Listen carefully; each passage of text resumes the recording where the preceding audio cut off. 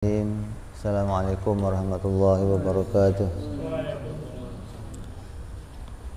Alhamdulillahirabbil alamin. Wassalatu wassalamu ala asyrafil anbiya'i wal mursalin sayyidina wa habibina wa syafi'ina wa maulana Muhammadin wa ala alihi wa sahbihi ajma'in. Amma ba'du. Qala musanniful kitab Hadratu Syekh Imam Muhammad Al-Fudali wa sahibu syarha Imam Ibrahim Al-Bajuri rahimahullah wa ghafara lahu wa liwalidayhi nafa'ana bihima fid dharain. Allahumma aftah qulubana futuhal arifin wa bihidmatika wansur alaina birahmatika ya arhamar rahimin. Ila anqal, sampai pembahasan nabawiyah, sifat-sifat para Rasul alaihimussalatu wassalam. Kemarin sudah kita bicarakan sifat yang wajib bagi para Rasul. Sifat wajib bagi para Rasul apa takrifnya?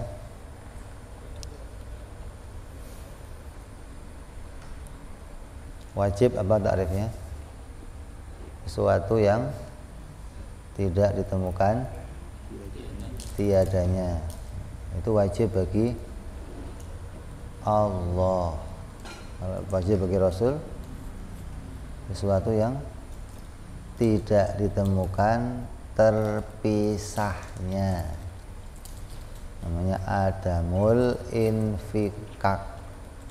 Kalau pada Allah adamul intifa, tidak akan benar ditemukan tiadanya, itu wajib mutlak namanya.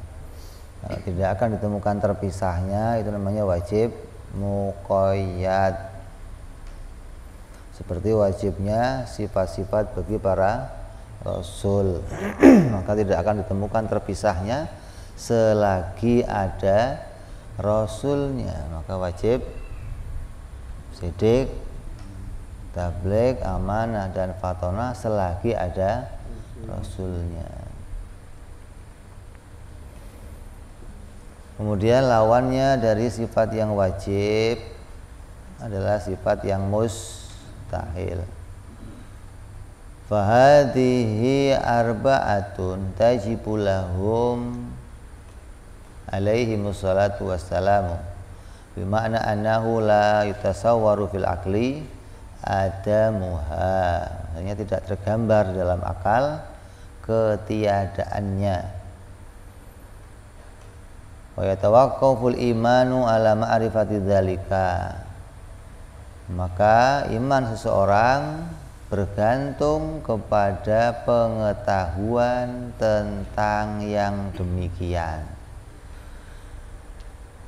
Dzalika ala khilafi baina Sanusi wa ghairihi. Ini pendapat menurut Imam Sanusi dan selainnya Imam As-Sanusi. Artinya Imam Sanusi menjadikan iman kepada sidik, tabligh, amanah dan fatonah itu menjadi syaratnya iman, menjadi bagian dari ma'rifat yang menjadi bagian syaratnya iman. Kalau nggak ngerti ini bagaimana? Ya nggak disebut iman, karena yang mau diimani apanya? Oh, nggak ngerti apa-apa. Iman itu mestinya mengetahui sesuatu kemudian diyakini, berarti ada yang diimani. Kalau nggak punya pengetahuan, yang mau diimani apanya? Maka ini pendapat diambil dari Imam As-Sanusi. Kalau mengambil dari pendapat yang lain, maka mengetahui yang demikian boleh saja dengan jalan taklid atau mendapatkan berita dari orang lain. Ini pendapat al-khilaf yang membolehkan taklid, tapi dalam keadaan maksiat. Apabila dia mampu berpikir, dia mampu mencari dalil, tapi dia tidak mencari dalil, hanya mengikuti pendapatnya orang lain, maka hukumnya maksiat. Ini pendapat selain Imam As-Sanusi. Maka di sini dimasukkan ke dalam akidah, maknanya sesuatu yang wajib diketahui yang menurut Imam As-Sanusi ini menjadi pokok dari keimanan. Maka disebut namanya aqidatul khamsin, akidah yang 50, 41 bagi Allah, yang 9 bagi Rasul. Ini masuk akidah yang wajib. Maka ada yang menggolongkan wajibnya itu wajib usul, ada yang menggolongkan wajibnya wajib furu'. Nah, ini perbedaan ulama di situ. Tapi kita apabila ingin sampai kepada yang tidak diperselisihkan, iman kita disepakati benarnya, maka iman yang dengan dalil, iman yang dengan berpikir itu disepakati ulama, iman tersebut sah.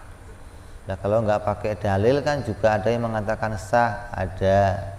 Tapi ada juga yang mengatakan nggak sah, berarti imannya diperselisihkan. Maka yang paling aman bagaimana? Ya ambil jalan yang tidak berselisih, itu namanya keadaan yang paling aman. Maka wajib seseorang mengetahui tentang sifat-sifat ini, yaitu wajib sidik, tabligh, amanah, dan fatonah.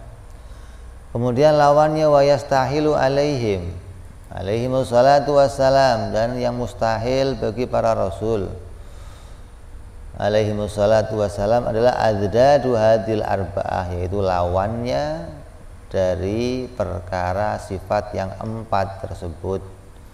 Artinya kebalikan. Lawan maknanya apa?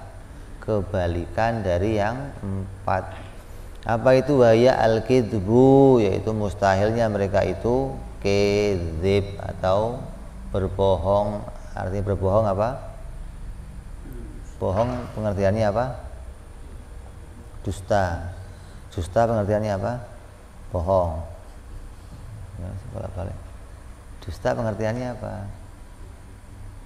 Kalau ngomong tidak sesuai dengan kenyataan, itu namanya bohong. Kalau ngomongnya cocok sama kenyataan namanya benar. Maka tidak ada nabi yang bersifat bohong, baik ucapan yang sudah diucapkan, kejadian yang sekarang, kejadian yang nanti, apapun nabi pernah mengucapkannya, maka itu pasti akan terjadi. Enggak akan nabi itu berbohong tentang sesuatu pun. Ini berlaku untuk semua nabi. Kalau bicara itu Nabi Ibrahim pernah berbohong, oh bohongnya Nabi Ibrahim itu bohong yang disebut namanya khilah. Khilah itu kebohongan yang apa? Mau mengambil sisi menyelamatkan dirinya. Maka ada yang namanya khilah. Maka khilah itu ada khilah yang diperbolehkan, ada khilah yang tidak diperbolehkan. Di antara khilah yang diperbolehkan ya seperti pendapatnya yang dikerjakan oleh Nabi Ibrahim alaihissalam. Begitu pula seperti khilah yang dilakukan oleh Nabi Ayub alaihissalam ketika beliau berjanji akan menghukum istrinya dengan 100 cambukan. Maka Allah perintahkan dia mengambil 100 ikat rumput dan dipukulkan 1 kali, maka dianggap mukul 100 kali. Itu khilah namanya. Nah, itu khilah yang demikian diperbolehkan. Ada khilah yang nggak diperbolehkan, seperti khilahnya riba. Kalau dulu ada riba namanya ada bunga. Sekarang bukan bunga, namanya apa? Apa sekarang? Namanya sekarang bukan bunga, ganti nama. Ini apa? Denda. Bukan bunga, namanya denda. Kalau telat bayar namanya. Nah, khilah yang begitu tetap saja perkaranya itu juga, maka khilah yang tidak diperbolehkan. Nah, Nabi Ibrahim ditanya, Ibrahim, perempuan ini siapa? Ini saudara muslimku, ini saudaraku. Enggak ngomong ini istriku, tapi ngomong ini saudaraku. Maka perkataannya demikian, Nabi Ibrahim nggak bohong. Kenapa? Karena memang itu saudara Muslim, al Muslim akhul Muslim, dan di situ nggak ada Muslim lain selain istrinya. Maka Nabi Ibrahim nggak dianggap bohong karena berkata ini saudaraku, walaupun ketika yang tujuannya ditanya itu adalah ini istri kamu atau bukan, tujuannya kan begitu nanya. Tapi jawabnya ini saudaraku, bukan, nggak ngomong ini bukan istriku, tapi ini saudara. Maka yang demikian nggak dianggap bohong. Kalau mau dianggap namanya khilah, sesuatu yang diperbolehkan. Jadi tidak ada satupun nabi yang berbohong, tidak ada. Ya ini harus kita imani sebagai pokok ini. Jadi kalau ada cerita-cerita nabi yang pernah berbohong, nabi yang ini harus kita luruskan iman kita. Kalaupun kita orang awam, jangan ikut-ikut nyeritain cerita tersebut. Lebih aman diem dan berkata wallahu alam bishawab. Terus yang kedua, wal khianat, mustahil nabi punya sifat khianat, artinya lawan dari amanah. Artinya apa khianat itu? Mencoreng dirinya dengan melakukan perkara yang haram atau yang makruh. Itu namanya khianat. Dia melarang tapi sengaja dia melanggarnya, namanya apa? Khianat. Maka mustahil nabi itu mencoreng dirinya dengan melakukan yang haram atau yang makruh, atau tidak maksum lah, tidak terjaga dirinya hingga melakukan yang haram dengan sengaja, yang makruh dengan sengaja, itu mustahil. Semua nabi, tidak ada nabi yang sengaja melakukan kemaksiatan. Yang namanya dosa itu apa? Dosa itu apa? Dosa itu sesuatu yang menjauhkan kita kepada Allah, menjauhkan kita dari Allah. Itu namanya dosa. Lah mustahil nabi itu berbuat dosa. Nabi senantiasa maunya mendekat kepada Allah. Apapun yang dikerjakannya itu tujuannya untuk mendekatkan diri kepada Allah. Walaupun dinilai kelihatannya, oh salah, nggak begitu caranya. Salahnya Nabi harus dipahami, memilih antara yang baik dan lebih baik, gitu loh. Maka Nabi akan dianggap salah kalau hanya melakukan sesuatu yang baik, tidak melakukan yang lebih baik. Kenapa? Kalau cuman baik bisa dikerjakan banyak orang. Karena Nabi ini contoh, maka dituntut mengerjakan yang paling baik. Maka yang demikian bisa jadi contoh untuk orang lain agar melakukan sesuatu yang lebih baik. Jadi kalau kita kan nggak dikatakan jelek itu kalau melakukan yang buruk, maka disebut kita itu maksiat atau jelek. Nah, kalau Nabi melakukan yang baik saja itu disalahkan. Kenapa kok begitu? Padahal tujuannya baik tapi disalahkan. Makanya nggak ada kemaksiatan. Kalau maksiat itu tujuannya menjauh dari Allah, itu maksiat. Nggak ada terjadi pada Nabi melakukan sesuatu yang tujuannya menjauh dari Allah, nggak ada. Nabi Yunus alaihissalam disuruh dakwah ke suatu kaum, kemudian kaumnya nolak. Terus Nabi Yunus ninggalin kaumnya, pindah cari orang lain untuk didakwai. Ya kayak kamu lah kiai di sini, ada orang ngajar di sini kiai, di sini ditolak, diusir dari sini. Terus dia pindah ke daerah lain, salah nggak? Salah nggak? Ya nggak salah. Salahnya kenapa? Nah, karena Nabi maka disalahkan. Kenapa? Kalau cuma cari tempat lain untuk dakwah itu baik, tapi nggak lebih baik. Yang lebih baik bagaimana? Yaitu diurusin gimana caranya biar bisa beres. Itu yang lebih baik begitu. Kalau cuma pindah doang tempat lain dakwah itu baik, sama dengan yang lain namanya itu. Jadi Nabi itu melakukannya harus yang lebih baik. Begitupun salahnya nabi-nabi yang lain, Nabi Adam alaihi salam. Maka Nabi Adam kok salah kenapa? Meninggalkan yang lebih baik. Itu jangan Nabi Adam itu salah, orangnya menjauh dari Allah. Enggak ada Nabi Adam ketika makan buah khuldi dengan tujuan menjauh dari Allah, enggak ada. Justru makan buah khuldi tujuannya mau mendekat kepada Allah, tapi disalahkan. Ya namanya Nabi melakukan sesuatu yang baik saja bisa jadi satu kesalahan. Nabi Muhammad SAW, ada seorang datang ingin belajar tentang fikih, tentang agama kepada Nabi Muhammad.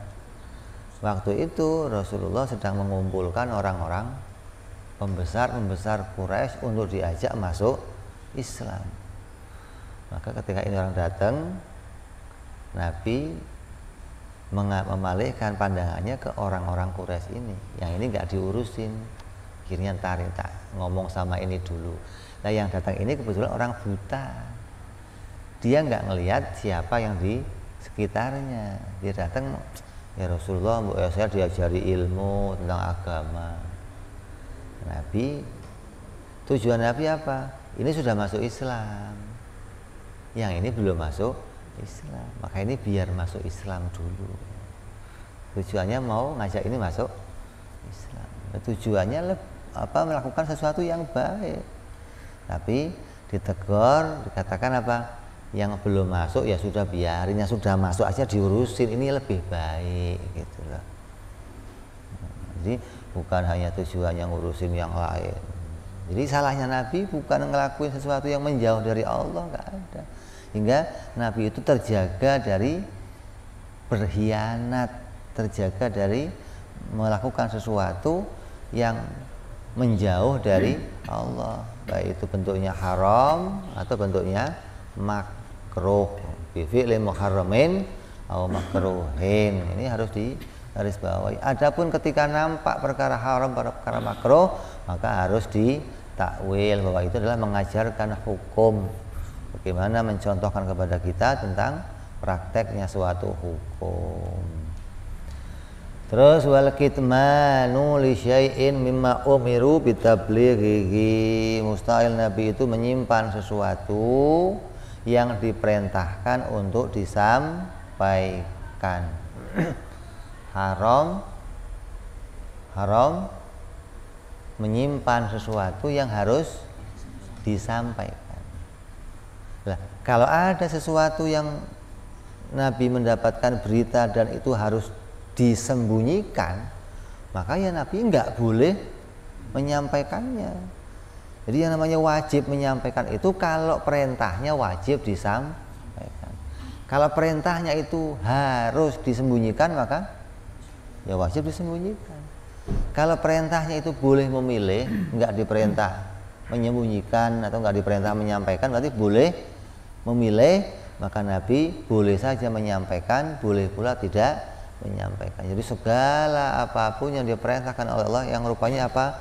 Hukum wajib, sunnah, haram, makruh, mubah, dan semua hukum-hukum keimanan, berita ghaibah disampaikan oleh Nabi tanpa ada yang tertinggal. Ini wajib bagi para Nabi, mustahil meninggalkan satu hukum pun.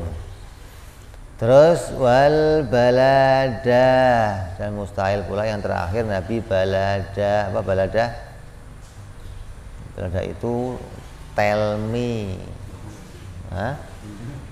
jendel. Kalau sekarang itu dungu maksudnya, atau bego. Mustahil terjadi pada Nabi itu telat mikir, atau jadi orangnya nggak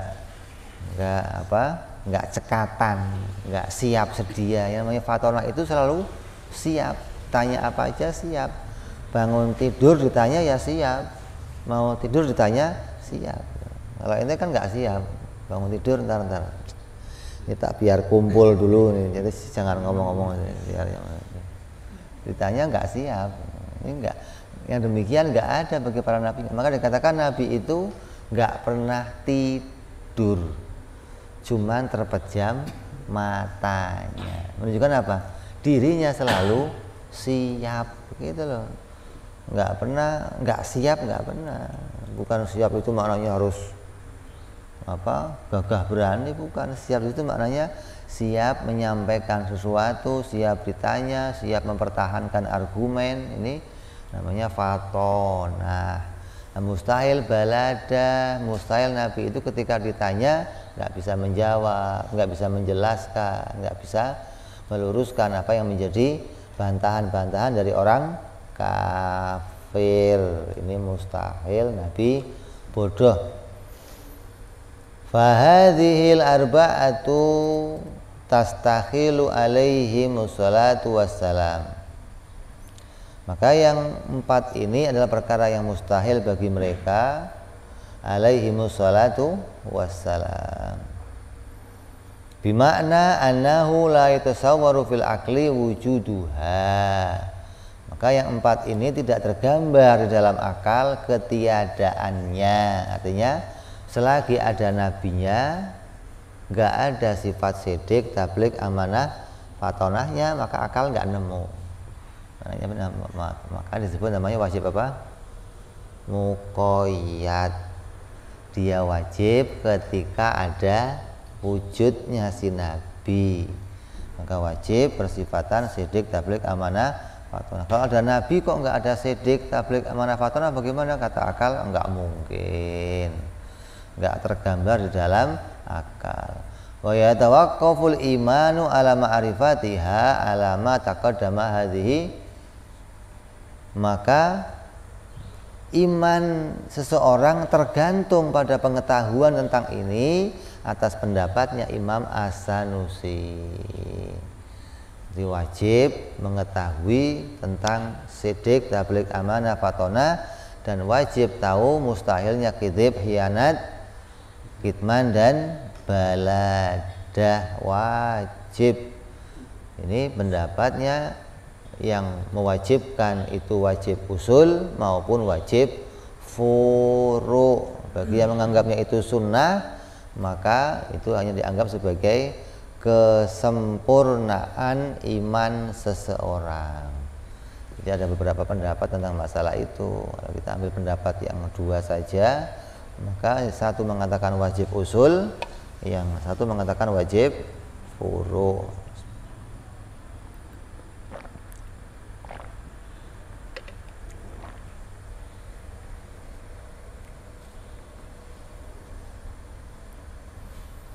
Fahadhi tis'un wa arba'una akidatan. Maka jumlahnya ini adalah 49 akidah.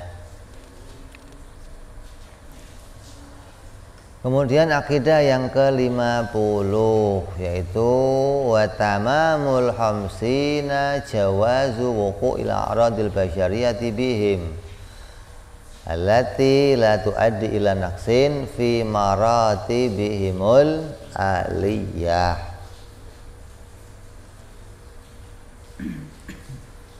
Maka yang ke-50 adalah perkara jaiz. Yang wajib bagi Rasul ada 4, yang mustahil bagi Rasul ada 4, yang jaiz 1. Yang jaiz adalah bolehnya terjadinya sifat-sifat kemanusiaan pada mereka, tapi sifat kemanusiaan yang tidak mengurangi derajat kemuliaannya. Seperti apa contohnya? Makan yang halal, nggak mungkin makan yang haram. Minum yang halal, nggak mungkin minum yang haram. Kenapa? Akan mencederai kemuliaannya. Makannya dengan cara baik, minumnya dengan cara yang baik, yang nggak mencederai kemuliaannya. Kemudian tidur, Nabi ya bekerja, Nabi ya nikah, Nabi ya sakit, Nabi berdagang. Ini sifat-sifat itu sifat-sifat kemanusiaan. Nabi tertawa, Nabi marah, Nabi tersenyum. Ini sifat-sifat kemanusiaan semuanya. Maka semua sifat itu boleh terjadi pada mereka, tapi yang tidak sampai mengurangi derajat kemuliaan. Artinya apa? Membuat seseorang itu sampai menjauh dari dirinya. Seperti apa? Seperti punya sifat, punya keadaan sakit, yang sakit itu sampai menjijikkan. Ini mustahil terjadi pada para Nabi dan Rasul. Kalau cuma sakit, Nabi ya seringkali sakit. Ya sakit perut, ya sakit gigi, ya sakit panas. Ini sering terjadi pada para Nabi. Tapi bukan sakit yang menjijikkan. Orang kalau sakit gigi enggak, kamu kenapa sakit gigi? Menjauh di sana, yang jauh dah, jijik saya. Enggak ada. Nah kalau kamu ngomong, kamu kenapa? Saya corona. Nah, sana. Masker dong lu, nah, itu namanya orang nggak mendekat sama dia. Itu penyakit yang nggak mungkin terjadi pada para nabi. Tapi kalau penyakit itu tidak membuat orang itu lari, maka itu bukan penyakit yang mustahil pada para rasul. Jadi sifat-sifat kemanusiaan pada manusia belum tentu boleh ada pada para rasul. Tapi sifat kemanusiaannya Rasul boleh terjadi pada manusia yang lain. Karena Rasul punya sifat manusia yang khusus, yang tidak sampai mengurangi derajat kemuliaannya. Kenapa? Mereka dijaga oleh Allah. Dijaga dalam hal apa? Dijaga dalam hal pertama, memiliki sifat-sifat yang mulia, dijaga terus. Terus dijaga dari melakukan sesuatu yang haram dan makruh. Maka Nabi itu nggak pernah punya sifat-sifat yang rendah. Ada Nabi kalau ngomong cadel, ada L. Ada Nabi Bismillahirrahmanirrahim. Nabi begitu. Hadisnya jelas, tiap Nabi diturunkan dengan wajah yang ganteng dan lisan yang fasih. Bagaimana kok Nabi? Oh itu kan gara-gara makan apa? Bara. Kok makan bara? Ditumpukin bara nggak apa-apa, kok makan bara? Nabi Ibrahim tumpukin bara sampai. Jadi tidak terus mencacati derajat kenabiannya, begitu loh. Jadi bukan pelo, bukan. Kalau ngomong apa? Pelan, bukan pelo, tapi omongannya fasih. Kalau ngomongnya pelo, jadinya mencacati derajat Nabi. Nabi itu suaranya bagus, sayang cadel, sayang kan ada sayangnya. Maka Nabi itu nggak ada sayangnya, nggak ada. Gitu. Ini begitupun nabi-nabi yang lainnya tidak boleh kita cacat. Nabi Allah Ayub alaihissalam dikatakan sakit kulit sampai menjijikkan. Maka sakit kulitnya Nabi Ayub antara kulit dan tulang, berarti di dalam daging, gitu. Nggak kelihatan dari luar dan tidak diusir dari kaumnya, enggak. Nabi Ayub sakit di dalam rumahnya, bukan terus diusir, dan dia hidup di sekitar umatnya, bukan terus diusir jauh, enggak. Ketika diperintahkan untuk menjauh itu ketika mau disembuhkan, maka Nabi Ayub pergi sendirian dan istrinya pun enggak diajak. Selama dia masih bersama istrinya itu bukan menjauh di tempat lain, tapi di rumahnya. Ketika sudah diperintah untuk sembuh, maka diperintah jauh, istrinya pun ditinggal, dia sendirian pergi. Hingga diperintah menginjakkan kakinya 2 kali ke bumi dan mancur 2 mata air. Yang satu untuk minum, yang satu untuk mandi. Maka sembuhlah penyakit Nabi Ayub. Kembali Nabi Ayub ke rumahnya dan kembali seperti 18 tahun yang lalu.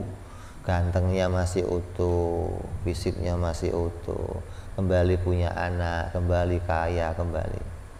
Ini menunjukkan bahwa Nabi Ayub bukan dijauhi oleh umat, bukan, tapi sakit di dalam rumahnya dan sakitnya tidak menjijikan. Jadi jangan kita mengikuti pendapatnya kaum Bani Israel, itu lebih aman untuk kita imani. Terus Nabi siapa lagi? Syuaib. Nabi siapa? Nabi Syuaib. Ada lagi abahnya Nabi Yusuf siapa? Nabi Yakub. Dikatakan Nabi Yakub kenapa? Buta. Hah? Nabi Yakub buta. Kenapa? Karena menangisi kepergian Nabi Yusuf alaihissalam. Maka buta itu enggak terjadi pada para nabi, tapi saking banyaknya tangisan hingga penglihatannya tertutup air mata.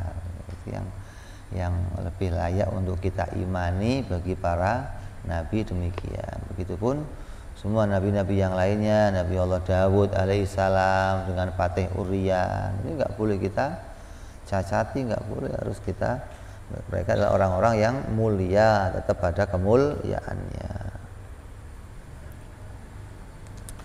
Terus setelah bicara yang jaiz, bahwa itu semua terjadi pada para nabi, tapi tidak sampai mengurangi derajat kemuliaan para nabi alaihimus salatu wassalam.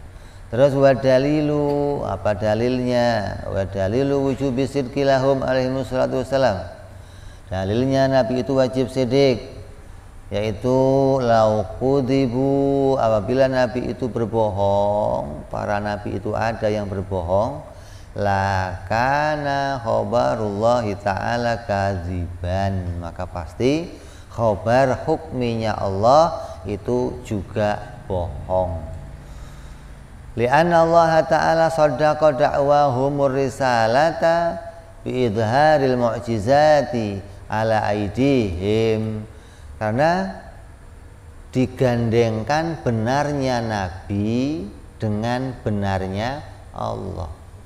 Kalau nabi bohong, Allah juga bohong. Kenapa? Karena Allah yang membenarkan para nabi. Karena Allah yang membenarkan mereka, mengatakan ini orang benar, ini utusanku, ikuti dia. Yang ngomong siapa? Allah. Dan Allah memberikan mereka pula mukjizat, yaitu tanda kerasulan, bahwa itu betul-betul utusan Allah. Itu tanda luar biasa, namanya tanda mukjizat. Kamu bawa suratnya Pak Lurah aja perlu tanda stempel Pak Lurah biar asli, kalau enggak ini kamu palsu ya, bikin suratnya ya.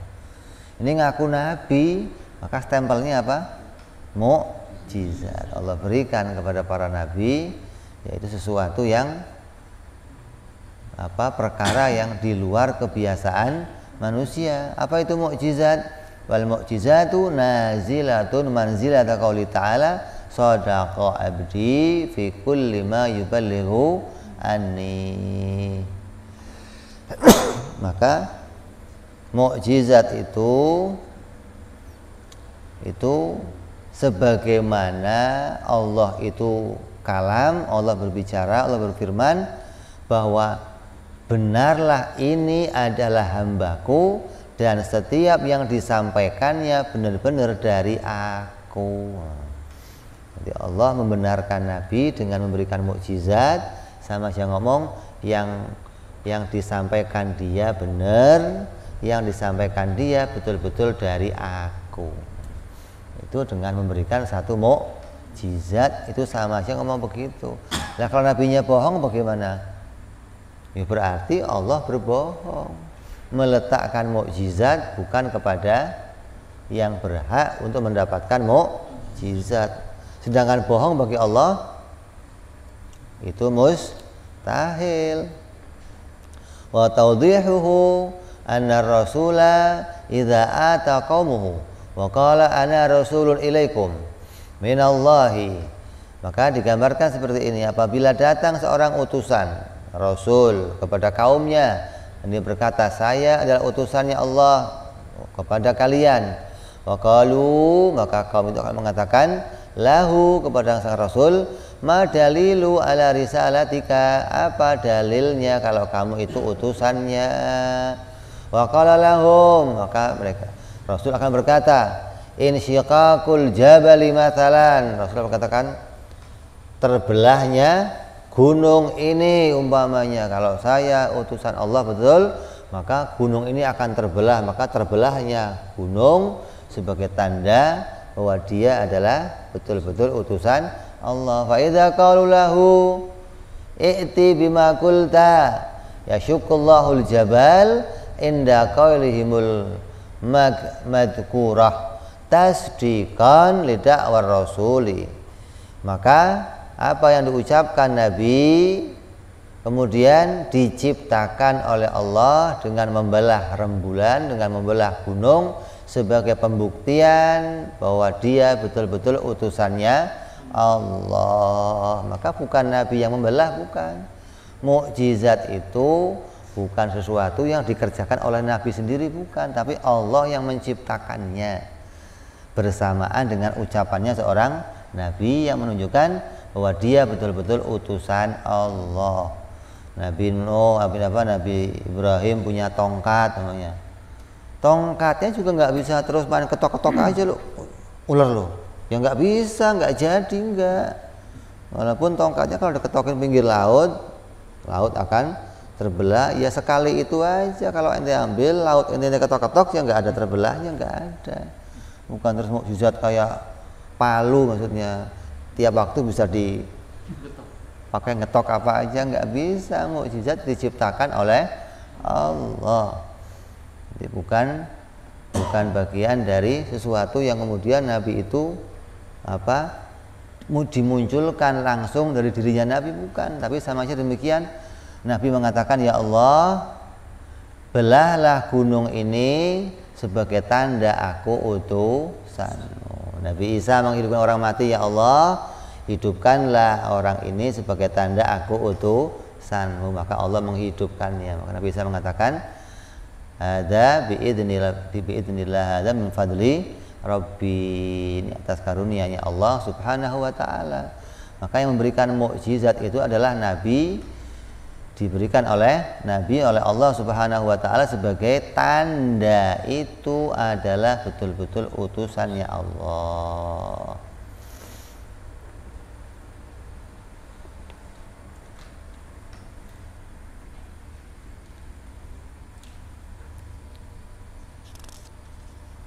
Falau kana rasulu kadziban, maka apabila kemudian Rasul itu berbohong, lakana hadzal khabaru kadziban, maka niscaya beritanya Allah tentang sang Rasul itu adalah berita kebohongan. Berarti Allah nyebar berita hoak.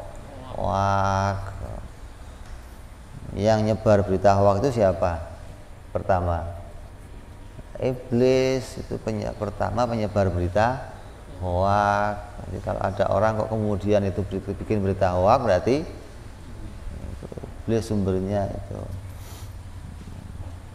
Maka apabila Nabi itu kemudian berbohong, berarti Allah berbohong. Wa kadzibu alaihi ta'ala muhalun. Adapun bohong bagi Allah itu adalah mustahil, karena Allah itu kalam sesuai ilmunya. Ilmunya Allah sesuai kenyataan. Kalau Allah bohong berarti ilmunya nggak sesuai dengan kenyataan, maka ini mustahil. Allah bodoh tentang sesuatu kemudian ngomongnya salah, ini mustahil. Wa yakunu kadzibur rusuli muhalan. Kalau Allah itu mustahil bohong, maka berarti Rasul juga mustahil bohong. Wa idza tafa alai anhumul kadzibu sabatallahumus sidqu. Apabila sudah dinyatakan tidak mungkin bagi para rasul itu bohong, maka berarti wajiblah mereka itu siddiq, karena Allah juga wajib siddiq. Jadi sidik bagi Allah itu makanya sifat kesempurnaannya Allah. Allah kalau ngomong ya wajib sidik, wajib sesuai. Mustahil Allah itu kadzib. Ini yang menjadi kesimpulan bahwa para rasul semuanya wajib bersifat sidik. Kemudian wa amma dalilul amanati alaihim ismatuhum zahiran wa batinan min muharramin aw makruhin. Annahum yaitu lau khanu apabila mereka itu berkhianat mencoreng kemuliaan dirinya dengan birtikabi muharramin melakukan yang haram au makruhin yang makruh lakunna ma'murina bimithli ma yaf'alunahu, maka kita pun sebagai umatnya akan diperintah mengikuti apa yang dilakukan oleh para nabi dan rasul. Kalau rasul itu kok sampai ngelakuin yang haram, yang makruh, maka kita akan diperintahkan juga mengikuti yang dilakukan rasul. Kenapa? Karena rasul adalah panutan. In kuntum tuhibbunallah fattabi'uni yuhibbukumullah. Lah kalau rasulnya ngelakuin yang haram, ngelakuin yang makruh, ya kita ikuti. Kenapa? Biar dapat cintanya Allah. Sedangkan itu mustahil. Kenapa? Kalau saya ngerjain Allah akan cinta sama saya, itu mustahil apabila ada satu pekerjaan yang haram dan yang makruh. Wala yasihu an nu'mara bi muharramin aw makruhin, dan tidak mungkin ada perintah yang memerintahkan kepada kita untuk melakukan yang haram dan yang makruh. Li'anna Allah ta'ala la ya'muru bil fahsya, karena Allah subhanahu wa ta'ala berfirman dalam Al-Quran, Allah memerintahkan kepada kita untuk meninggalkan perkara yang keji. Keji itu apa maknanya? Ya haram, ya makruh, itu maknanya perkara yang keji. Kalau Allah melarang, merintahkan kepada kita untuk melarang ngelakuin yang haram, ngelakuin yang makruh, bagaimana mungkin Nabi melakukannya gitu loh. Kalau Nabi kok melakukannya haram atau makruh, maka pasti akan diikuti oleh umat. Jadi mustahil Nabi melakukannya, begitu loh. Kan di sini tampak bahwa Nabi itu maksum, dijaga oleh Allah, nggak sampai ngelakuin yang maksiat. Andai di depan itu ada orang yang telanjang, Nabi lewat, akan dibelokkan Nabi, biar nggak ngelihat yang maksiat. Atau yang telanjang itu diurukin pakai sampah, biar ketutupan, Nabi lewat nggak ngelihat. Ini kenapa Allah menjaga mereka dari kemaksiatan. Nanti Anda melakukan kesalahan, maka ingat kesalahan Nabi tadi apa? Meninggalkan yang lebih baik, memilih yang baik. Bukan kesalahan Nabi itu ngelakuin yang haram atau yang makruh atau yang safasidil umur, nggak ada. Itu semua nggak terjadi sama Nabi, nggak ada. Fata'ayyana, maka menjadi jelas annahum lau yaf'alu lam yaf'alu illa ta'ah. Maka jelas yang nyata mereka kerjakan itu apa? Hanya ketaatan. Taat itu apa sih? Ya, jalan untuk mendekat kepada Allah. Kalau dosa, menjauh kepada Allah. Maka Nabi senantiasa mengerjakan ketaatan, imma wajiban au manduban, atau perkara yang sunnah. Wala tadkhulu af'aluhum al-mubahat, dan tidak masuk bagi bagian pekerjaan para rasul itu perkara yang mubah. Mubah saja enggak, apalagi makruh, apalagi haram. Li'annahum, karena sesungguhnya mereka idza fa'alu mubah, yakunu libanyanil jawaz. Maka ketika melakukan perkara yang mubah, maka itu hanya untuk menunjukkan kepada kita itu perkara yang boleh dikerjakan, gitu loh. Bukan terus karena memang mau ngelakuin yang mubah-mubah, bukan. Nabi kalau ngelakuin mubah meningkat naik kepada sunnah. Tapi bagi umat menjadi tahu, oh ternyata itu boleh. Kayak apa sih? Makan buah ini boleh. Oh makan hewan ini boleh. Makan kuda boleh, daging kuda. Makan. Nabi pernah memakannya. Gitu. Oh boleh, oh boleh. Tapi bukan jadi bentuk kebiasaan Nabi. Gitu loh. Yang Nabi biasa mana? Oh makannya ini, makannya. Kok Nabi pernah yang itu menunjukkan boleh. Gitu. Jadi mubahnya bukan untuk apa dikerjakan semaunya, tapi jadi praktek hukum kita mengenal bahwa hal itu boleh dilakukan. Hingga jadi kesimpulan, oh hewan yang seperti ini boleh dimakan, yang begini nggak boleh dimakan, tumbuhannya begini boleh. Ini jadi kesimpulan dari pekerjaan-pekerjaan yang Nabi kerjakan. Ini hikmah namanya, pekerjaan Nabi seputar wajib dan sunnah, tidak pernah meningkat kepada yang makruh dan yang haram, hingga mubah pun dikerjakan karena menunjukkan jawazil hukum. Terus wa amma dalilu tabligh, apakah dalilnya tablignya para nabi? Fali annahum law katamu lakunna ma'murina bikitmanil ilmi. Apabila nabi itu tidak menyampaikan hukum, berarti nabi menyembunyikan hukum, karena nggak ada tengah-tengahnya. Kalau nggak nyampein, nyimpen ngumpetin. Masa ada tengah-tengah, nyampein tapi setengah-setengah begitu, sama aja nggak nyampein. Kalau begitu nyampein atau ngumpetin, maka kalau demikian, kalau Nabi itu sampai menyembunyikan, lakuna ma'murin nabi kitmanil ilmu, maka kita pun pasti diperintah juga menyembunyikan ilmu. Kenapa? Karena menyembunyikan ilmu kemuliaan.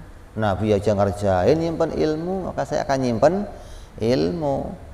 Wala yasihu anaktumal ilma, maka enggak sah, enggak boleh menyembunyikan ilmu pengetahuan, menyembunyikan satu hukum. Li'anal katimahu mal'unun, karena orang yang menyimpan ilmu pengetahuan itu dilaknat.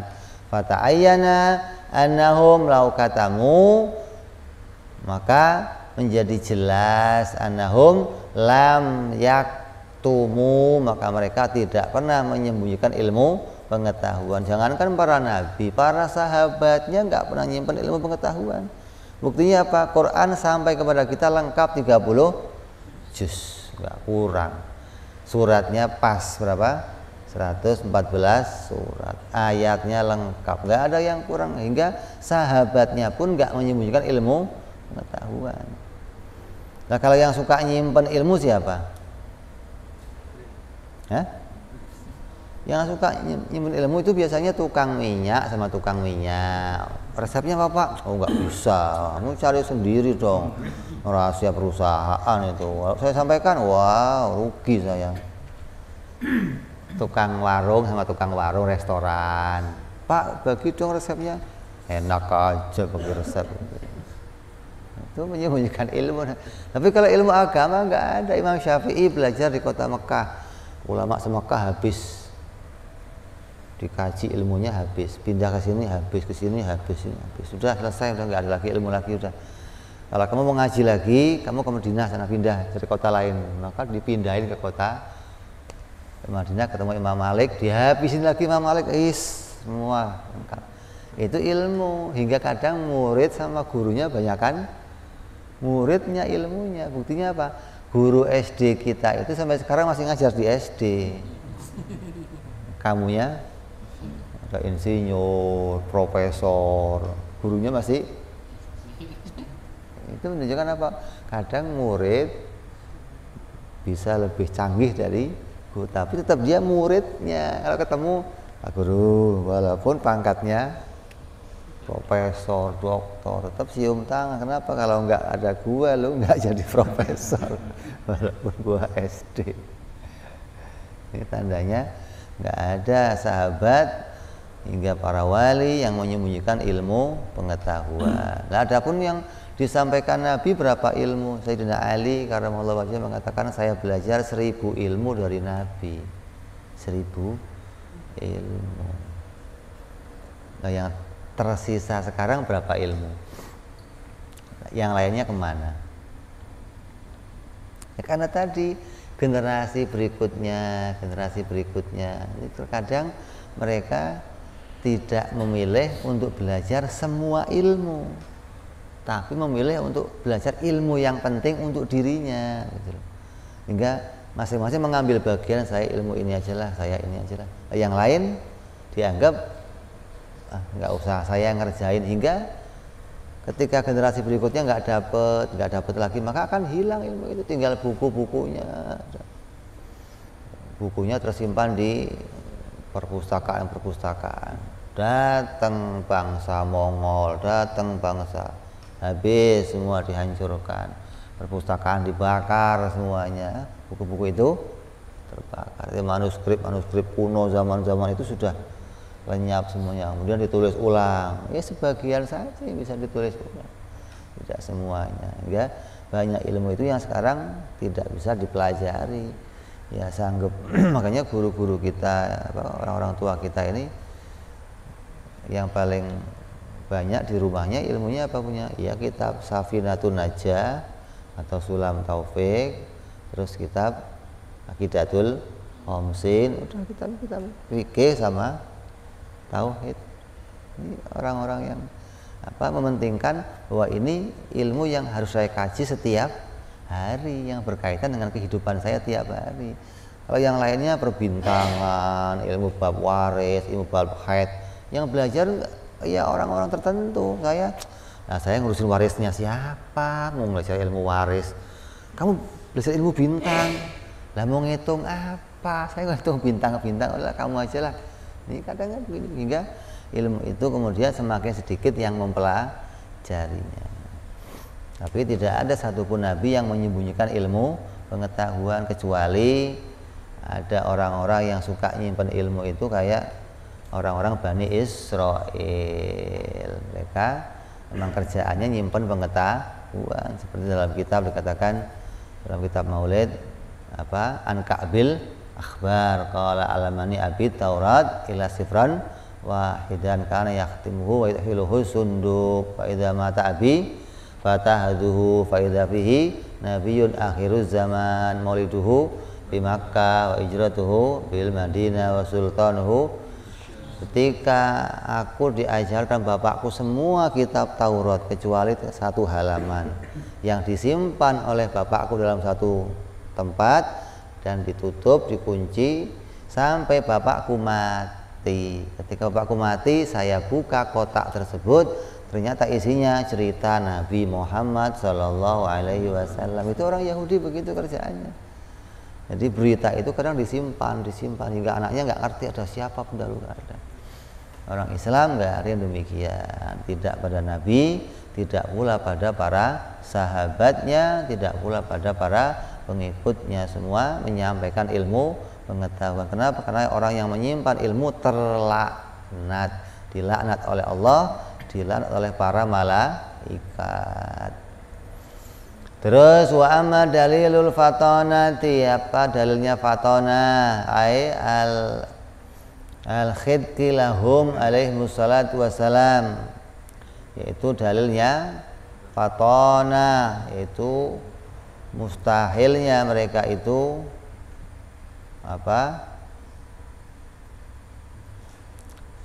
mustahilnya mereka baladah bali annahum lawin tafat anhumul fatona, maka apabila hilang sifat fatona dari dirinya para rasul, lama qadaru ayyuqimu hujjah, artinya hilang kesiapan para nabi untuk berhujjah alal khosmi kepada musuh-musuhnya, maka itu perkara yang mustahil. Ada nabi kok lengah, nabi nggak bisa hujjah, nabi nggak siap untuk hujjah, tapi tidur di bawah pohon, bangun tidur musuhnya datang, pisaunya di sini pedangnya. Muhammad, gimana kata kamu? Oke, alhamdulillah. Menurut kamu gimana? Kamu mati nggak? Enggak, Allah yang matiin saya.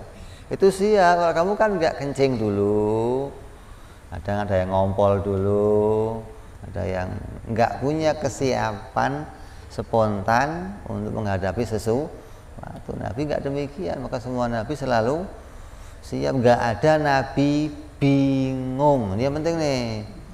Nggak ada nabi keder, nggak ada. Nabi Musa bingung mau lari kemana, akhirnya mepet ke tengah pinggir laut. Sampai pinggir laut bingung mau ngapain. Kok bingung? Ada nabi kok bingung. Nah, ketika Bani Israel ngomong, Musa gimana? Kita akan ketangkep. Robbi mana? Inna Robbi ma'ya. Robbi Tuhanku bersamaku. Enggak bersama kita, enggak. Tuhan bersamaku, enggak bersama kita. Beda sama Nabi Muhammad ketika ditanya di Gua Hira, ya Rasulullah, ini kalau mereka ngintip ke bawah kita ketahuan. Maka kata Nabi, Allah bersama kita. Beda jawabannya, kan? Ini bentuk kasih sayangnya Nabi kepada yang lainnya. Maka para Nabi itu nggak pernah ada yang bingung, nggak ada. Nabi keder nggak ada, nggak boleh kita mengimani Nabi keder, nggak ada. Mustahil Nabi itu hilang kesiapannya untuk berhujjah. Lakin iqamatul hujjati minhum alal hasmi dalan alaihal Quran. Tapi kesiapan Nabi itu untuk berhujjah itu langsung disebutkan dalam Al-Quran fi ghairi maudhi'in wa iqamul hujjati la takunu illa minal faton. Maka apabila terdapat hujjah pada mereka, maka itu tanda mereka itu fatonah. Di Quran banyak wajadilhum billati hiya ahsan. Ini diantara untuk Nabi kita Muhammad SAW. Begitupun untuk nabi-nabi yang lainnya yang dikatakan mereka berhujjah kepada kaumnya masing-masing. Nabi Ibrahim berhujjah, Nabi Musa berhujjah. Ini hujjah mereka hujjah-hujjah yang paten semua. Nabi Nuh berhujjah hingga kepada Nabi kita Muhammad sallallahu alaihi wasallam. Kemudian wa amma dalilu jawazil wuqu'il a'radil basyariyati bihim. Adapun dalilnya jawaz kebolehan terdapatnya sifat kemanusiaan pada diri para rasul, fali annahum la yazaluna yataraqquna fil maratibil aliyah. Maka dalilnya terdapatnya sifat-sifat kemanusiaan pada diri mereka adalah karena mereka adalah senantiasa orang-orang yang dinaikkan oleh Allah kepada derajat-derajat yang mulia.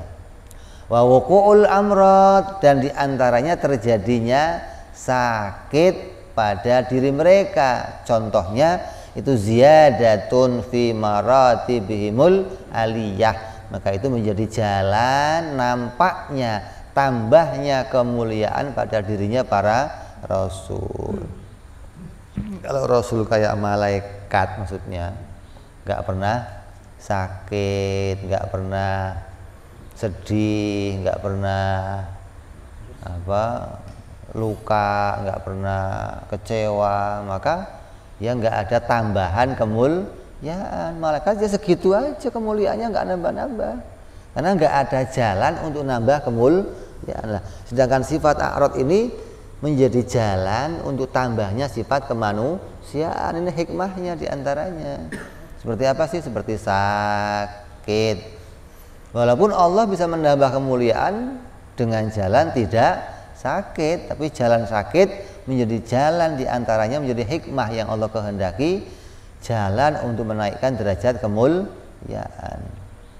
Wali ajli ayatasalla bihim ghairuhum, dan ada pula tambahan derajat mereka yang tinggi agar terhibur dengan para rasul.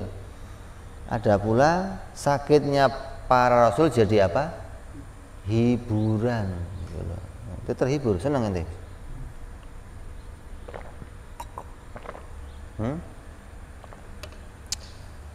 Rasul susah seneng ente, terhibur gitu. Hah? Apa?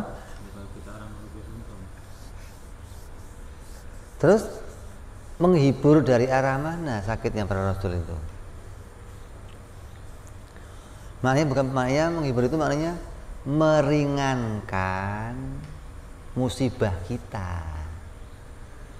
Orang kalau melihat hiburan itu rasanya ringan. Ente kalau lagi sakit lihat orang ketawa, lihat jadinya apa? Ringan, asal jangan sakit gigi maksudnya. Sakit gigi, lihat orang ketawa pinginnya nabok maksudnya. Jadi orang yang sedang susah, sedih, kalau lihat sesuatu yang menggembirakan itu ringan rasa sakitnya. Nah, orang melihat sakitnya para Rasul, sakit dirinya, musibah dirinya jadi ringan.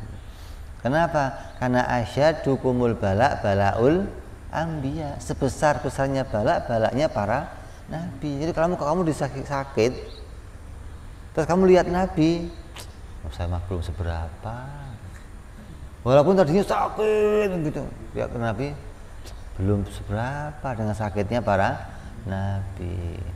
Ada orang sekian tahun belum punya anak, sedih belum punya anak. Begitu lihat Nabi Ibrahim 80 tahun baru reda dia. Saya baru 10 tahun. Gitu loh. Jadi sakitnya Nabi itu melebihi kalian. Ya, kalau kamu lihat Nabi saja yang nggak punya dosa, nggak punya salah, masih diberi Allah ujian begitu. Nah, kalau saya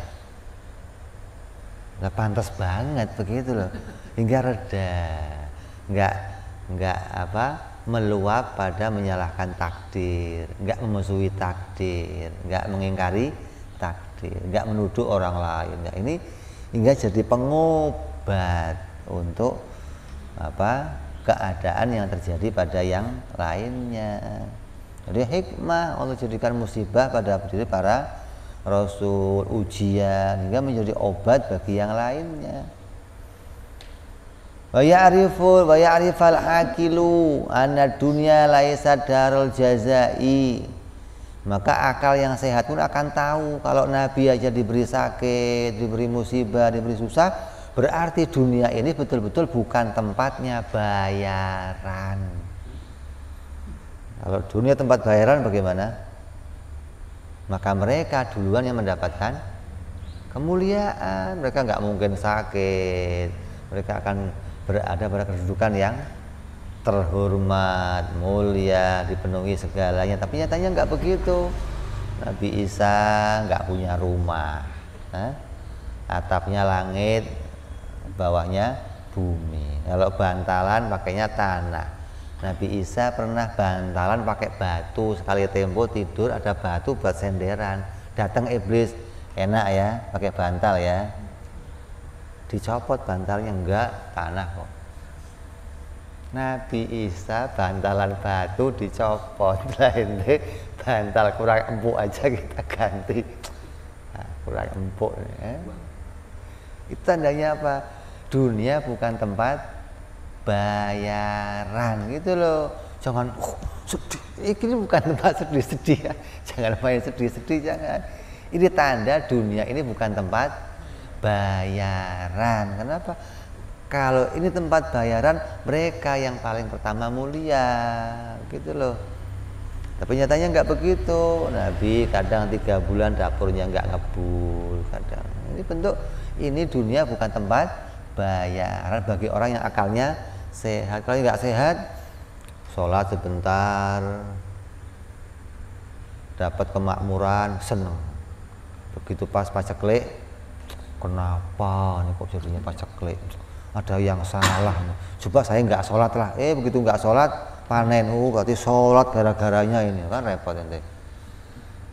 Dianggap dunia tempat bayaran. Jadi jangan dianggap kalau sudah ibadah pasti akan begini ibadah. Banyak orang yang ibadah kemudian ya tetap susah, tetap sakit. Kenapa? Itu ujian dari Allah, bukan terus kalau sudah di dunia pasti akan makmur kaya. Enggak. kenikmatan nanti di akhirat.